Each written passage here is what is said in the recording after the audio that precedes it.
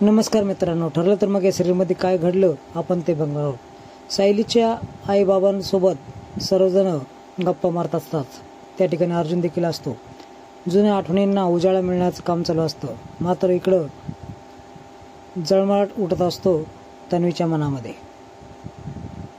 तेवढ्यात 5 वर्षापूर्वी सायली हरवली असं म्हटल्यानंतर सर्वजण विचारतात, 5 वर्षापूर्वी ही पण हरवली होती का?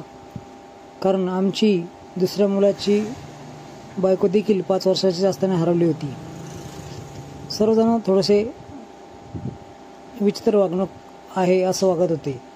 तन्वीच्या डोक्यामध्ये तर पूर्णपणे सायलीच या दोघांची मुलगी आहे असं पटवून देण्याच्या मार्गावर होती। तेवढ्यात ती त्यांच्या रूममध्ये जाते आणि जो पसारा असतो तो आवरते। सायली आणि कल्पना त्या ठिकाणी येतात आणि बोलतात की तुला सांगितलं होतं ना यांच्यापासून दूर राहायचं म्हणून।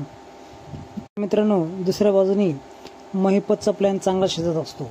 जो गुंड तिने पाठवलेला असतो साक्षीसंग खोटं बांधण्यासाठी, तिचा वापर करून चांगलाच प्लॅन महिपत आखलेला असतो।